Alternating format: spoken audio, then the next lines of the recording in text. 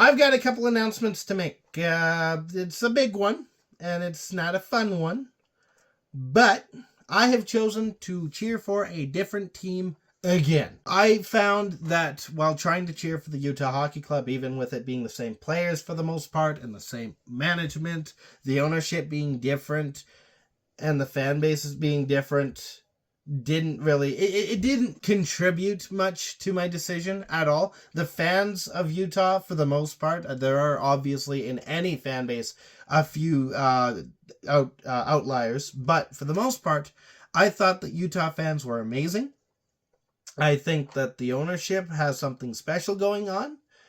The passion didn't translate the way I thought it would. They moved from Arizona, they moved to Utah. I'm seeing the fans of Arizona who are upset, and the fans of Utah who are ecstatic, and I'm sitting up in Alberta trying to figure out, what I'm gonna do. I don't have geographical ties to the team, so for me, I figured, it would be easy. It wasn't. I didn't feel the same passion. It disappeared once the Kachina was gone. And I can't do much about that. I can't force energy that's not there. I can't force passion that's not there. I can't make it happen. It kind of happens naturally. As in what happened to make the switch in the first place. Is the passion came naturally. So that's kind of where I stand right now. It's not fair to you guys for me to try and cover a team I'm not passionate about. I mean, look at Steve, which, by the way, name change alert. It's Discount Dangle now. I've kind of put that up to the world, and the world decided it's Discount Dangle now. So, but look at Steve. Cheers for the Leafs. He's passionate about them. He gets real angry about them. The losses that happen, and I was trying to get frustrated, like truly frustrated with this team, to make a passionate video from a passionate fan, and it wasn't sincere. It was sincere in Arizona. It's not sincere now. So I made the shift to the Edmonton Oilers. And that shift happened, I think, on the same game where Draisaitl, I'm pretty sure it was him, he got hurt. Connor McDavid's also out. And Draisaitl came back in this game, so that was a story I should have probably thought about when actually watching the game. But no, here I am. I'm kind of upstairs for the past couple of weeks, so I didn't even think about that. But yeah, no, Draisaitl came back from injury this game, and that wasn't a reason why I waited to this game to start covering him. I was going to start covering the team a couple nights ago when they played the Kraken. And there were two reasons I chose not to. The first reason being, that game sucked! That game sucked so bad! Edmonton goes into this arena. First period goes pretty smoothly. It goes, they're kind of feeling each other out, and there's some chances going both ways, and the goaltender's doing a good job, and Kraken can't find anything, Oilers can't find anything. I disappear to do something downstairs as the intermission happens, and I come back up. I'm 5 minutes late to the game, and the Kraken have scored. And then I sit down and I watch as the Kraken score 3, almost 4 more times within the span of 2 minutes. I'm not covering that. I'm not starting this whole journey with that. That's something I expect the Coyotes to do or the Utah Hockey Club to do. No offense, full offense at the moment. We acknowledge in Utah, now maybe not Utah yet, but you'll get there. You'll get there. But we definitely acknowledge in Arizona, our team they weren't doing great. We kind of had a lot of rough years. We had one good year, and then we tossed everyone away like they were nothing, like hotcakes. There we go, found the idiom. You toss Chikrin, toss our goaltenders, toss Gostisbehere. We have a good year, toss it all away. Edmonton's not the same. I didn't want to start an Edmonton journey like I would with the Coyotes. We have that acknowledgement. We really do. And it's kind of funny. Like, we just kind of, I wouldn't even say, like, the diehards did not accept that we suck, but they could acknowledge, oh yeah, Coyotes, yeah, they're not doing great. And we were passionate about them still.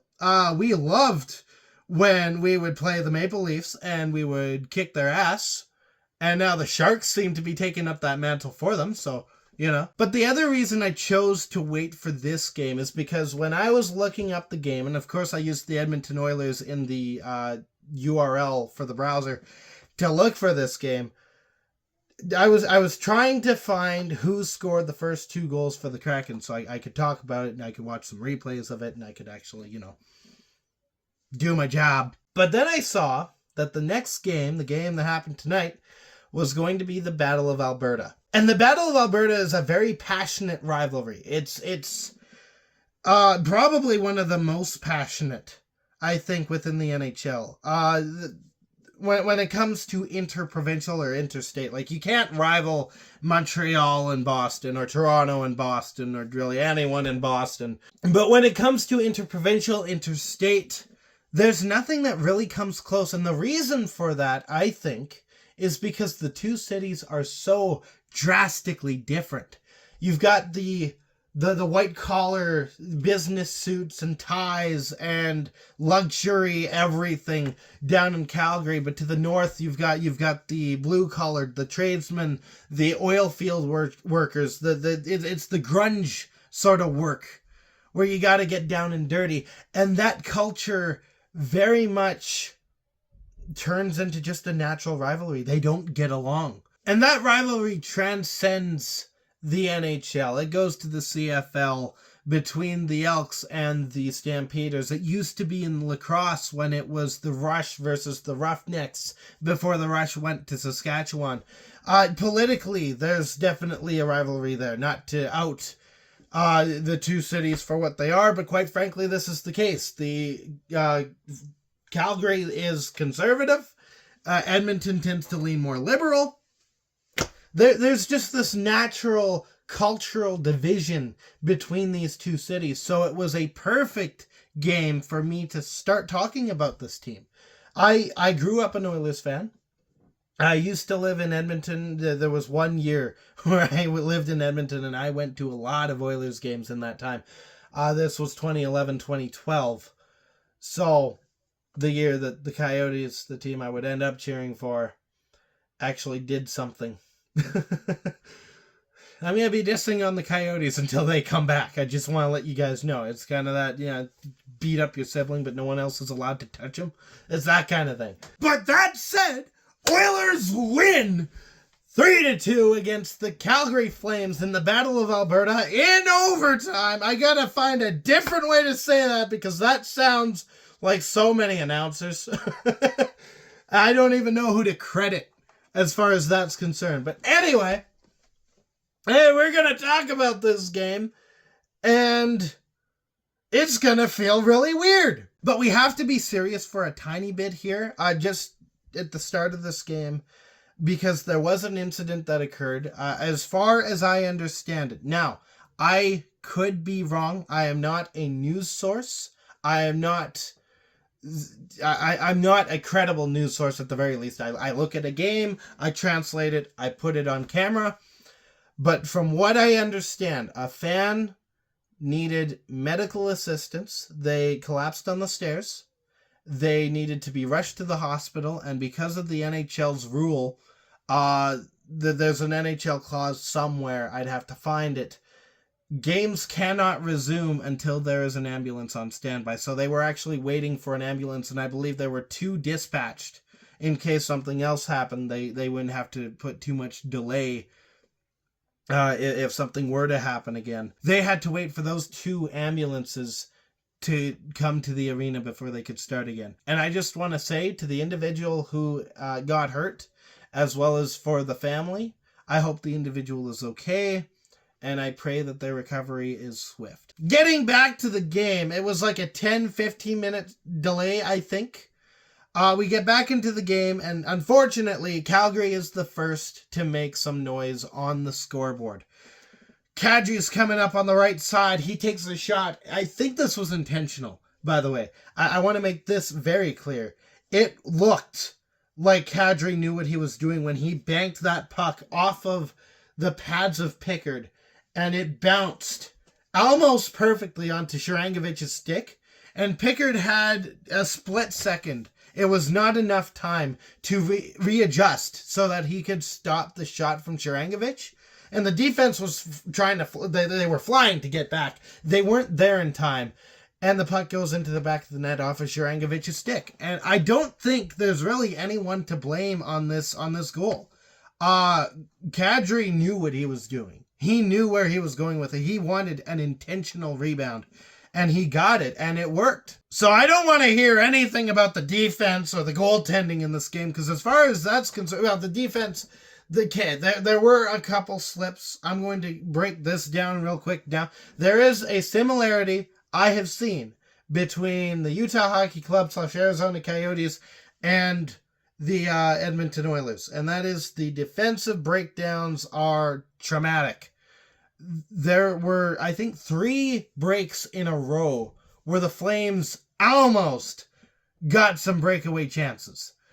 And the one thing Edmonton does do better than Utah / Arizona is they know how to get back fast enough to mitigate any of those chances. So I will say Edmonton's got that bit of a stature over these 2-1 team situation. I don't know what I struggled trying to figure out what to call Arizona, Utah. It's so confusing. But other than that goal and the incident at the beginning and what looked like Stetcher, former Coyote, getting what looked like a little bit bumped up on the play, and he looked hurt and it wasn't good.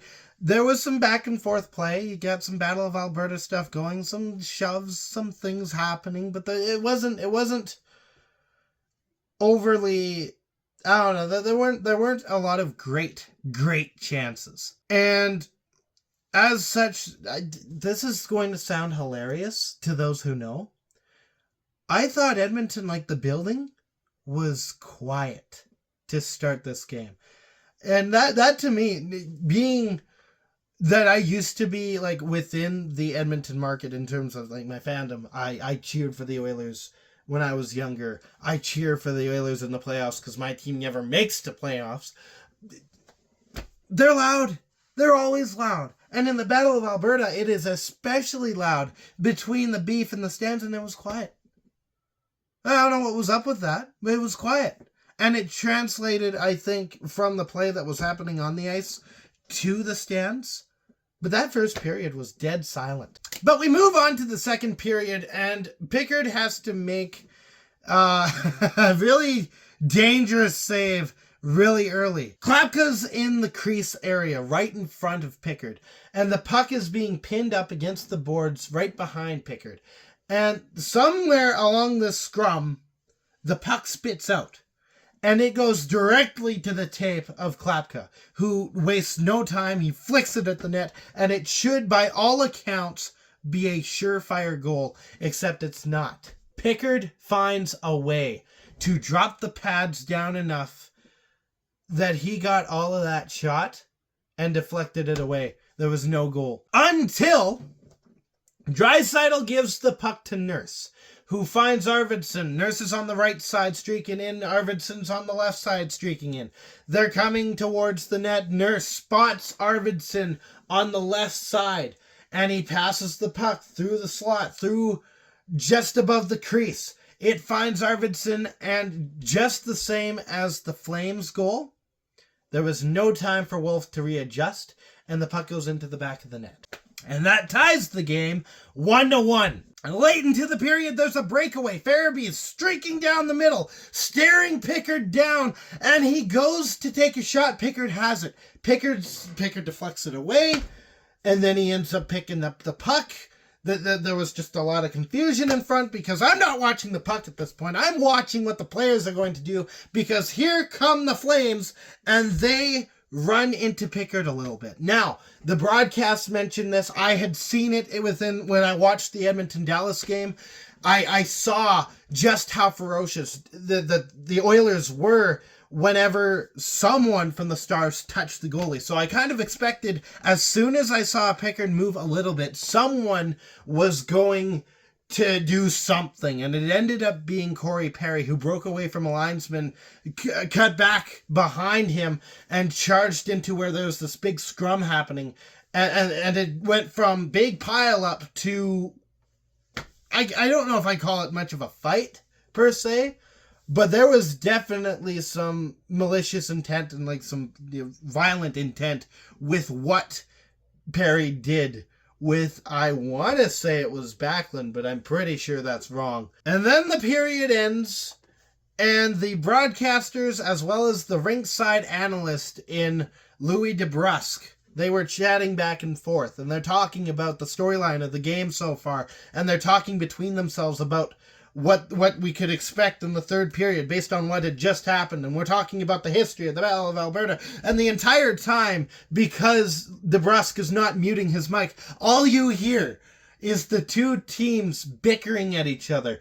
And, you know, we're talking TV that kids are watching, and you're listening as all these F-bombs and insults are being tossed back and forth, and you can hear them clear as day. And that, I think, kind of set a precedent for what we expected from the third period, and we didn't really get much of it. I expected there to be a lot more post-whistle action, like some festivities behind the net, around the net, some goaltenders getting frustrated and lashing out with their stick, pulling a Hextall, something like that. It looked like it was starting to get fired up. And then it kind of died down. The play got more intricate and more, it got faster. But other than some really decent hits, mind you, and some shoves after whistles, maybe just a couple cross checks, there wasn't a lot that you normally get from the Battle of Alberta. And I remember the 2019 Battle of Alberta where Cam Talbot and I think it was Mike Smith, they went and duked it out in the center of the ice. Tkachuk is out behind the net on the Edmonton side, and he's beefing with, he used to be, Zach Kassian. Beefing with them back there. That was what we expect from the Battle of Alberta. Tonight it was just meh. But we go to the third period regardless. And then we get through half of the period. And then Calgary scores. Pikal's in the slot. He takes a shot. That rhymed. And it goes into the back of the net. And then Pickard didn't look too thrilled after. I don't know what he was upset about. He was pointing to the side somewhere. It was a clean goal, so I don't know what he was frustrated with. If someone can enlighten me, that would be great. But either way, Pickard did not look happy about what had transpired. Slowly but surely, we start to get closer and closer to the end of the game. There's a missed hook on Calgary. I was pretty sure it should have been called. Zach Hyman's in the slot, and he's trying to get forward so that he can touch a puck into the net. Instead, he's got his stick flat against the ice, and the puck goes up and out into the netting. There should have been a hooking call there. He did not have the time after the hook had transpired to get into position properly, which cost them probably what could have been a sure goal. But the refs this year have been, I don't think there was any malicious intent. Like, there's no favoritism, I think, in this game. Maybe there is in other games, but this game it sure wasn't. It was just meh. But all in all, nearing the end of the game, we get real close to danger time. And then Draisaitl, who has tried this twice already in this game. Twice before, he has taken a shot at Dustin Wolf. And both times, Dustin Wolf had his number and just shut that shot down. This time, though, it did not work that way. He takes a shot, and it goes underneath Dustin Wolf's arm, into the back of the net, and rings around. And that wasn't even the most impressive part. I mean, he's got a good shot, Draisaitl. But that wasn't even the most terrific part of this play. Because Nurse, and this is the Nurse that every Oilers fan, or at least a good portion of Oilers fans, have been complaining about for a while now. This Nurse, who is the cause of the traffic in Stony Plain, stops what could have been a sure Flames break, what could have been an odd man rush for the Flames. He pokes it back, it finds Bouchard, who spins around behind him, passes the puck across the width of the ice, finds Draisaitl, who streaks in, takes that shot, and ties the game. And then we get to overtime. And it doesn't take long before Draisaitl once again gets the puck. He's in the high slot this time. He takes a shot. It goes into the back of the net. With how much open ice there was, this is kind of a given. It goes into the back of the net, and the Edmonton Oilers win in overtime. And while we're talking about Leon Draisaitl, let's keep in mind, he's been out for a while now. This is his first game back, and it doesn't look like he missed a beat at all. He had an assist on the first goal, a secondary assist. He had his 50th goal for the second game tying goal. That was his 50th, and then he hit 51 in overtime to seal the deal on this game. And I believe that makes him the first player in the National Hockey League to make it to 50 goals this year. So that's definitely not something I think I'd say if I were cheering for a team we all know the name of. I'm throwing shade at them until the Coyotes come back. This is not changing. So that's all for now. In the meantime,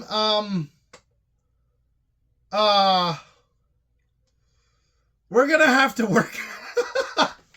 I'm gonna have to work on something because I can't do my normal thing anymore. This is unfortunate. Go Oilers. Stay slick and go Oilers. I can do Play La Bamba. So that's all for this one. In the meantime, Play La Bamba, baby.